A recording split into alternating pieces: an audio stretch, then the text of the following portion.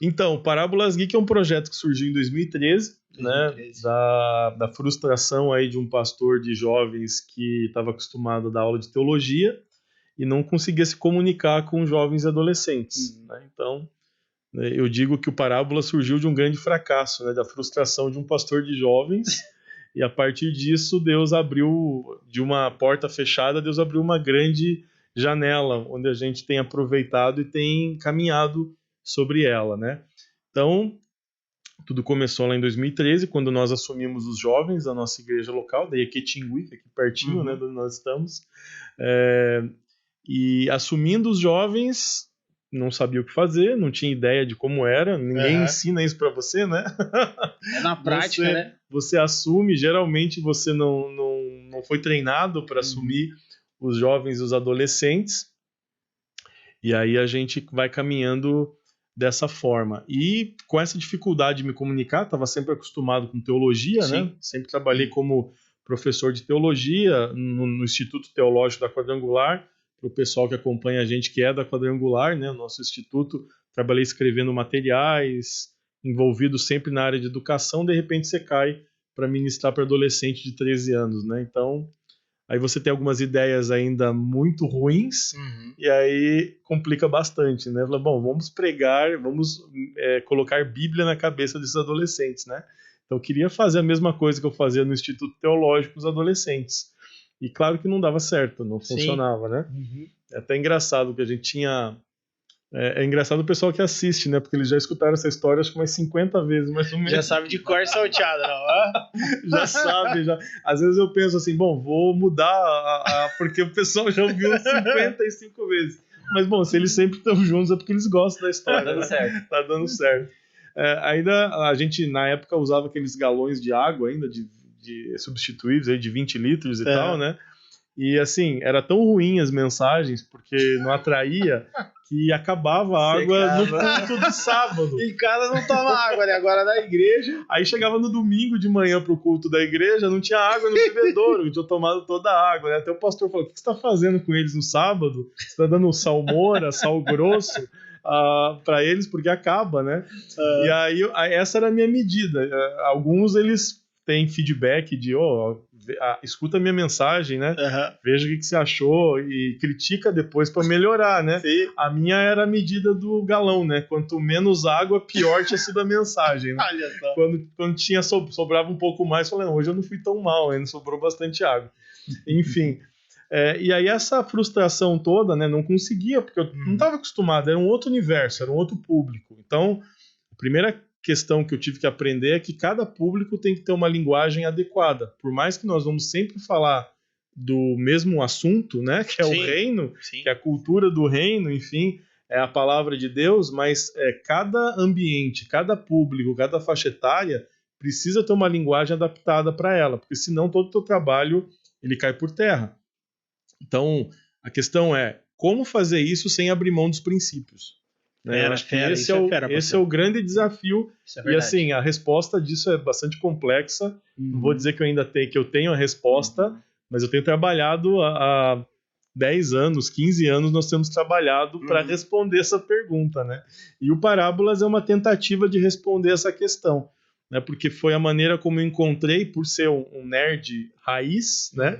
Aqueles que leram quadrinho, passaram a adolescência toda lendo as HQs, quando ninguém conhecia Marvel, não havia MCU ainda, universo cinematográfico, não tinha filmes aí que arrastam multidões para os cinemas, né? Eu já lia quadrinhos, então eu conhecia os personagens daquela época. E quando a gente começou o Parábolas em si, 2013, tinham saído apenas os primeiros filmes lá, o Homem de Ferro 1. Tava bem no início, ainda estava bem no início, não tinha todo esse apelo que começou a tomar corpo, né? Durante depois de uns 5 anos, foi quando saiu o primeiro Vingadores, que aí a coisa ficou séria, né?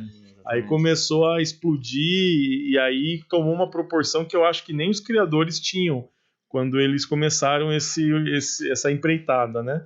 Depois ficou muito mais sério do que acho que eles até imaginavam no início, enfim.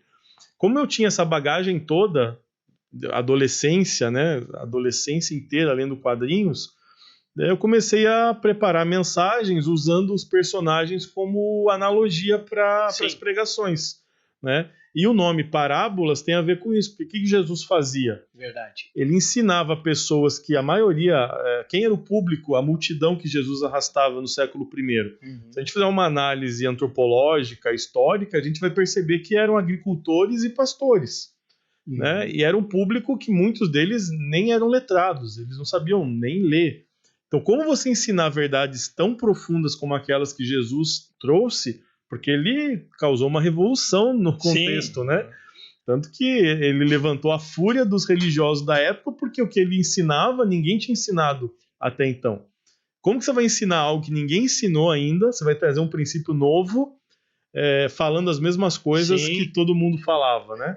Porque o modelo da época, você faz todo um estudo teológico, os fariseus eram conhecedores de capa a capa, né? Conheciam toda a Torá, mas não se aproximava do público, o povo não sabia, eles se separavam, né?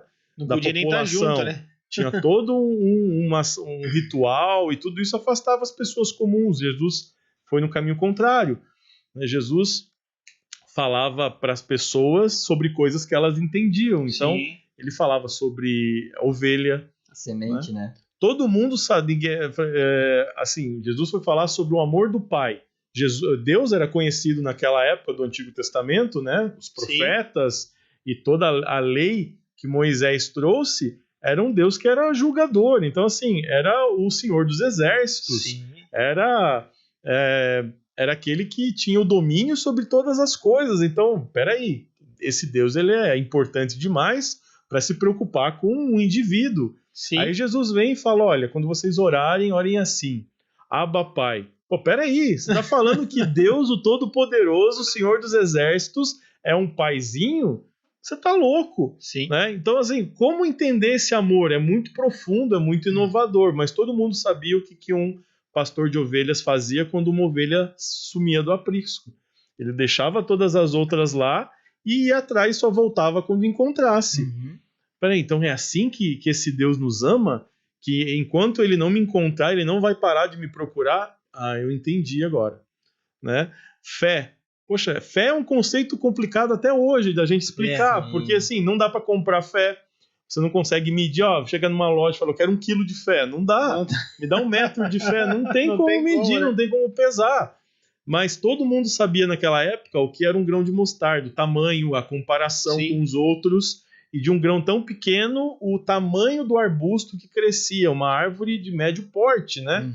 Quase do tamanho de uma pessoa, uma árvore podia chegar, né? Então, peraí, então se eu tiver fé do tamanho desse grãozinho aqui, eu consigo construir coisas grandes como essa, o resultado dessa semente, eu entendi. Então aí eu pensei, bom, vamos fazer parábolas, né? Porque se vai imitar, imita o mestre, né? Certo. Então vamos imitar Jesus. Mas espera aí, que adolescente de hoje sabe o que é um grão de mostarda? Porque a ideia da parábola, que é um gênero literário que é usado até hoje por escritores, é justamente o você não precisar explicar. A partir do momento que você fala aquela palavra, ela tem que causar no leitor, não, peraí, eu já sei o que é isso. Então, todo aquele tempo que você gasta explicando os detalhes, o simples fato de falar, a pessoa já assimila todo aquele histórico. Aí eu falei, bom, vou fazer isso para os adolescentes, mas o que adolescente sabe quanto vale uma dracma de prata grega nos dias de hoje, corrigidas e atualizadas, né? Perde o poder da linguagem. Aí eu tenho que fazer toda a contextualização de explicar tudo de novo e tal, e aí perdi a ideia principal da parábola. Falei, mas agora todo adolescente sabe quem é o Capitão América, quem é o Superman, quem é a Mulher Maravilha, quem é o Batman. Se eu falar a respeito do Capitão América, pronto, ele já sabe. O cara era um soldado da Segunda Guerra, foi congelado lá atrás, ficou décadas congelado e descongelaram ele aqui. Pronto, é isso que eu preciso. A partir disso eu vou escrever alguma coisa e vou contextualizar com a Bíblia, né? Pega o Homem de Ferro. Todo mundo sabe que o cara é um bilionário, um playboy, que tá lá curtindo a vida doidada, de repente explode uma granada, os fragmentos atingem o coração dele, e o cara tem que criar uma armadura, senão ele morre. Beleza, é isso que eu vou usar para fazer a minha analogia, entendeu? Eu não preciso ficar dando muita explicação. Entendi. Então, por isso que o nome do projeto é Parábolas Geek, né? Então, a gente faz parábolas como Jesus fazia no século I, porém utilizando elementos da cultura geek, da cultura pop, para fazer essa ponte com essa geração, que não é mais a geração do Oriente Médio lá do século I, né? Sim. Então, a partir de todas essas questões, né? Eu vi que eu não era o pior pastor de jovens do mundo, né? Porque aí começaram a me ouvir mais, né?